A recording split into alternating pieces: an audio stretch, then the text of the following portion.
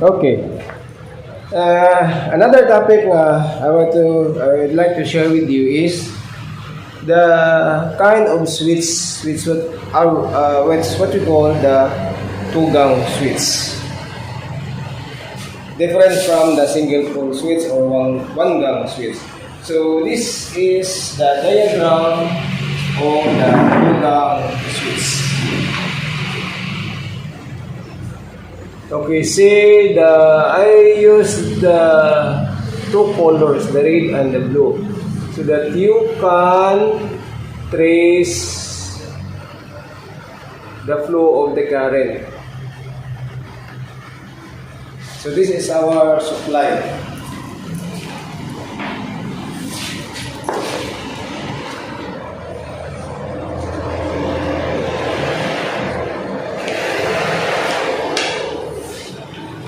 Guys, our supply, and this one is our two-gang switch. So it's going to be that I use only 4 terminals.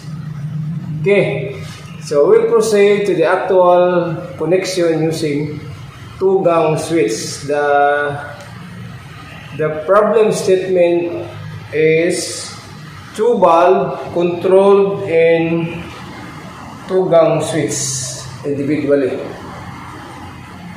Okay, so we'll proceed.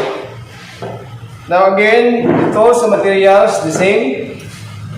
Now the tools, these are the tools, and the materials, we have only 2 receptacles, and of course the 2 valve.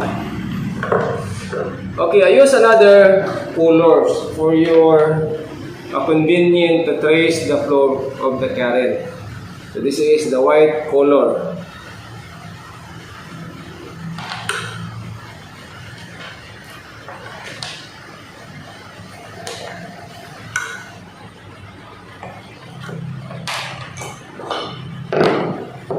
Using our wire stripper so that we can remove the insulation of the conductor.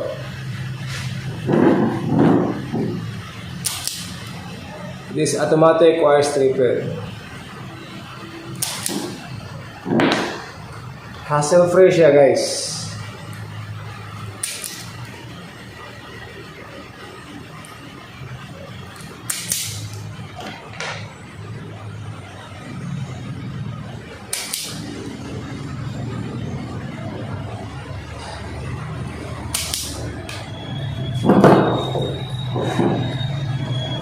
Okay, the red color represents the white conductor from the first valve here.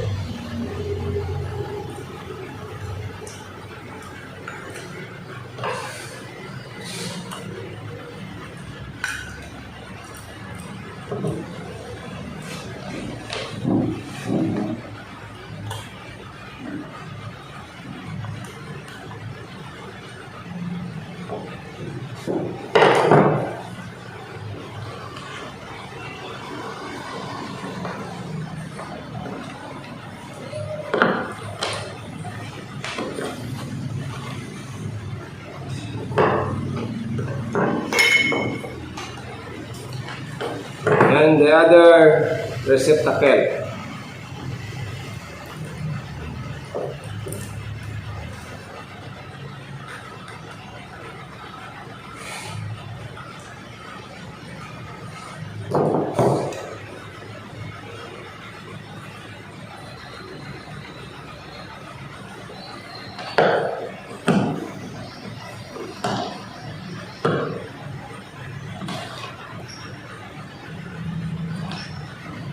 Okay, notice guys that there are 3 conductors going to our two-gang switch. So therefore, again, I use another white wire for what we call the common.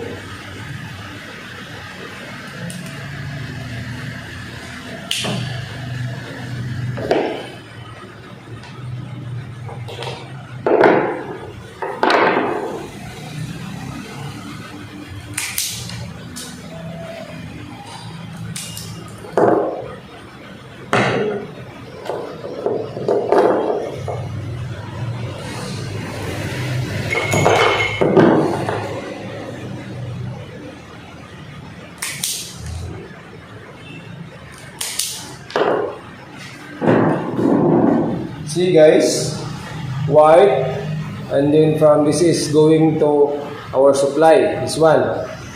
So to give supply to the other switch, so we have to simply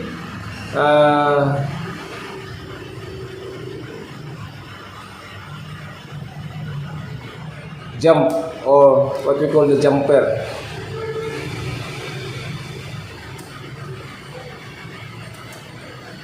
No problem this is this area or this area, so no problem. The other one is, see, so we are done in giving supply to our 2-gang switch.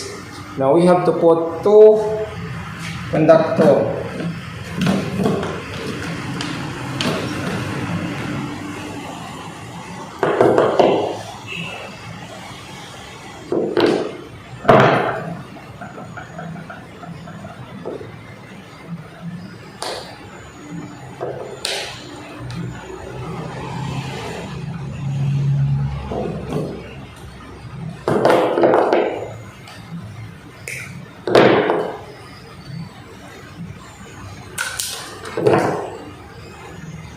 Okay, after this terminal guys, going directly to the bulb.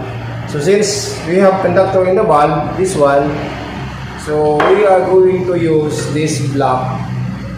We have to insert this after the switch. Here.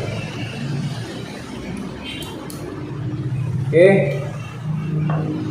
And then the other black wire or black conductor in the other bulb.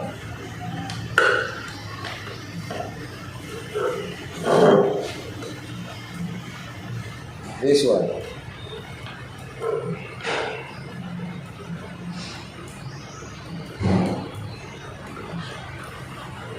Okay, these are the 3 wires going to our switch. 2 blacks, 2 black and 1 white. You see the diagram. Now we have to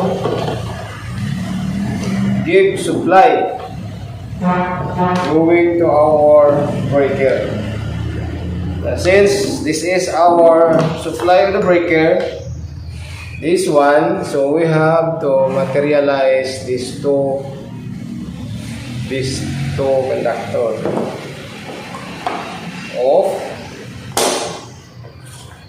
From time to time guys, when you do this electrical work, see to it that your circuit breaker is off position, otherwise you will be electrocuted, so big trouble.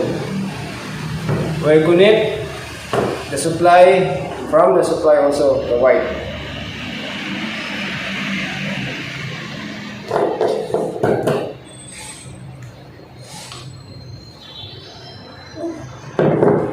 Okay, we are done in the supply for the switch. Now we have to have the supply in our bulb. So since this is our supply to our bulb, so we have to splice these 3 conductor.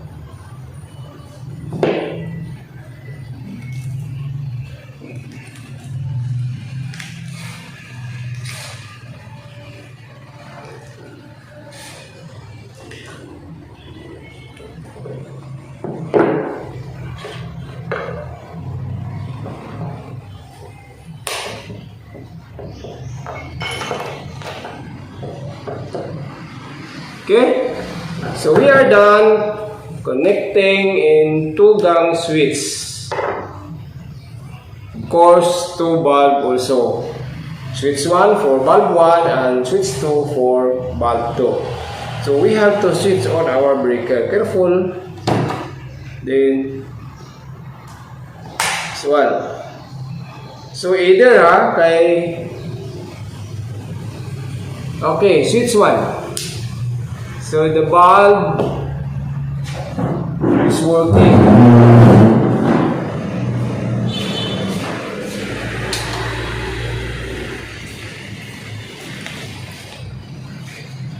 Okay, switch 2. Again, two bulbs are working.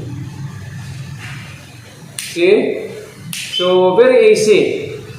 Now, same principle, guys, if you want to do this connection in the entire house, your house or the house of your neighbor, as long as the principle are the same.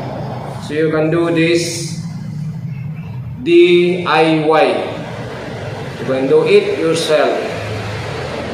Then, if you are master doing this kind of job, it is a way of earning a living. You know, guys, tell you frankly, if you install one bulb, it is 450 pesos in Davao City. And then plus one switch, another 450 pesos, the payment of the house owner.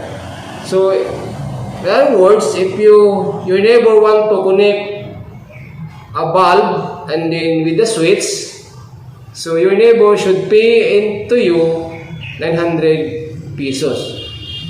So you work done, you have to accomplish that job in an hour or in 2 hours, so depend upon your performance. So how much the daily basis in the City? Only 396. While as you know, the technique of doing this skills, you earn 900 pesos in 2 hours, a maximum, or 3 hours a maximum. Imagine, times 3, times 2, more than times 2, you will earn this kind of skills. So you have to develop and master. Okay, switch on, switch on. Okay, switch off. So thank you guys. Next kind of switches that I want to upload is about the 3-gang switch. This is the 2-gang switch. Okay, thank you for watching, and don't forget to like and subscribe to my YouTube channel and post the notification bell for the update of my new videos. Thank you guys, and God bless. Bye.